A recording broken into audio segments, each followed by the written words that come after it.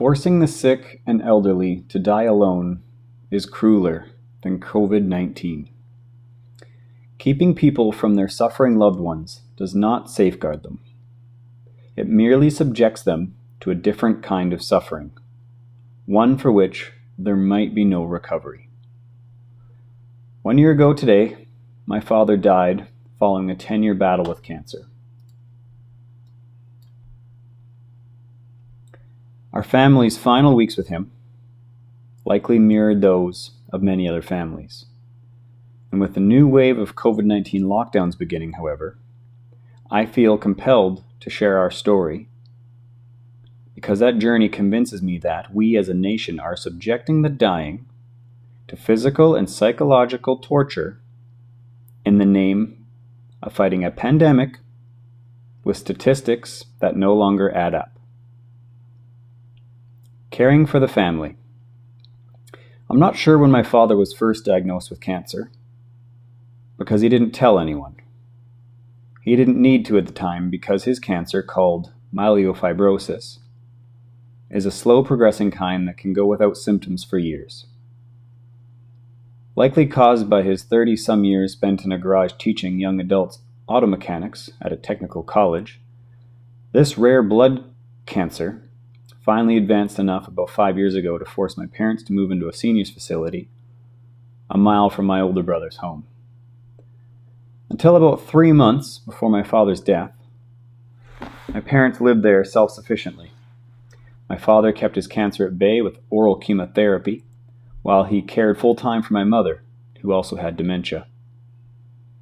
After my father received a second diagnosis of advanced prostate cancer, however, my brother convinced them to move in with his family, and even then my father maintained he was going to survive my mom by 1 day so that he could care for her. About this time, I began traveling back and forth every weekend to spend time with my parents, to help them move and to give my brother a respite. My parents were barely settling with my brother's family when my dad couldn't eat without agonizing pain.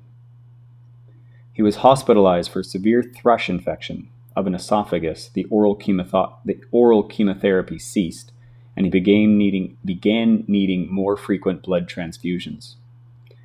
For 2 weeks, it seemed possible that he might recover. If he could overcome the thrush infection, he could begin his chemotherapy again.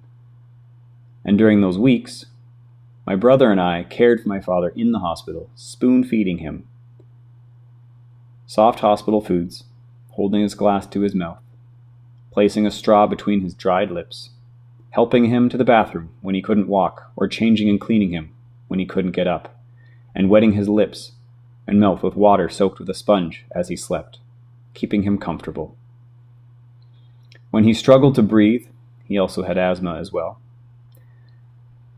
We were there to help with the inhaler, to call respiratory therapy, or just to hold his hand and speak a word or prayer of comfort. More importantly, we were there when he realized he couldn't fight anymore and had things he needed to say. And after he told me he was sorry for the times that he'd failed as a father, he saw my loving eyes that held no reproach, and he felt my kiss and knew my love. He felt my mother's touch as she held his hand in one of hers and a rosary in the other. They prayed together, often, with him falling in and out of consciousness. He heard the priest's words of absolution and blessings, and when he came on so multiple occasions to anoint my father and hear his confession. In my father's final days, he spent them in hospice. And when I arrived on one Saturday morning, my brother said my father had been unconscious since late Friday. But a couple of hours later, when the nurse came to change the bedding, the shifting made him moan. "Dad, Dad, I love you." I said loudly, again and again, "I love you." While holding his hand and looking for his eyes, they opened briefly, and he looked into mine, and his soft lips moved slowly, forming what would have actually been his last final words. "I love you." That night, I stayed at my father's bedside while my brother took Mom home to sleep. I played his favorite song, Danny Boy. He was no Brian after all. Over and over as I wiped his brow and wetted his mouth, I whispered words of love and held his hand as I spoke the prayers he had taught me so long ago as a child. And as midnight approached, I reclined in the chair and buried myself in a blanket, catching some sleep between the waking moments when I strained to listen to his breath. And the doctor had explained that his breathing would become shallow before he died. But before the first few hours on November 24th, 2019, was 1 year ago. He seemed to struggle for breath, as if in pain. And I requested more morphine for him and prayed, asking God to take him so that he would no longer suffer. That was my prayer for hours. But at 4 a.m., and this time neared, my prayer shifted to asking God to sustain him until at least 7 a.m., when my brother would bring my mom back. And for 3 hours, his breathing continued to weaken, but then my mom and brother arrived. I had about 30 minutes before I needed to catch a cab to the train station, and while I wanted to stay, I knew it might be several days before he passed, and my own family needed me as well. And as I had been gone for 3 months back and forth, my special needs son, with a dozen medicines and hours of daily treatments there, making being a single parent as my husband had been during that time beyond challenging. And I suggested a family rosary before leaving. We joined hands and my father's breathing slowed as we started. Hail Mary, full of grace. He took his last breath as we ended, now and at the hour of our death. I closed my eyes, thanking God for this last gift. As we continued, we comforted my mother as she realized he had passed. Saying, finish the rosary for David.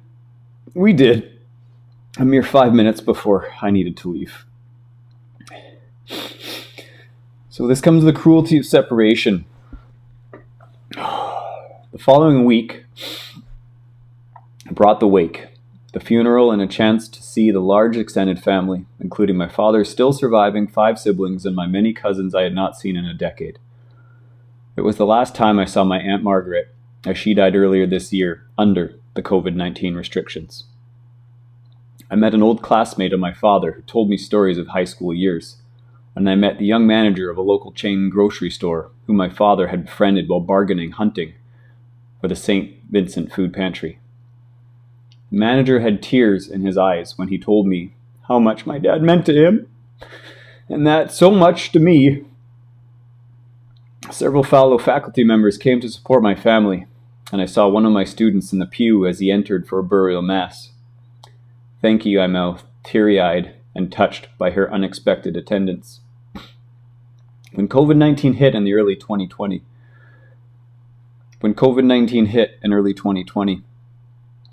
these events were still fresh in my mind, and I thanked God then that my father's death was not a few months later. I'm also grateful that my mom wasn't alive and going through cancer during these times. Too many families have faced death and dying this year under pandemic restrictions, and we are now en route to a repeat, limiting hospital visitors and banning funerals as we enter flu season. The reality, though, is that restrictions are not saving those with terminal diseases. Instead, they are often torturing the sick, physically weak, emotionally damaged, and spiritually drained. No loved ones are beside the sufferers to quench their thirst, hold their hands, forgive their pasts, or pray with them. Unless they're somehow connected to social media, but I'm sorry to say that seniors and social media, it doesn't cut a human connection, a personal family or friend human connection. And there are no priests with the sacraments. Or are there? I'm not sure. I haven't heard of any. Imagine the agony of a father or mother seeking healing and forgiveness from an estranged child before death. Think of the sick or elderly racked with guilt and unable to secure a final penance. Such emotional agony might well pale the physical suffering the dying endure without a constant caregiver beside their bed who can hear their moan, see their grimace, and witness their struggled gasps for air. I watched my mom die 5 years ago of cancer. Even the kindest and most skilled medical professionals cannot comfort and cannot provide the comfort a loved one can. Those imposing heavy-handed coronavirus rules must realize the truth. Restricting access to the dying is cruel. Keeping people from their suffering loved ones does not safeguard them.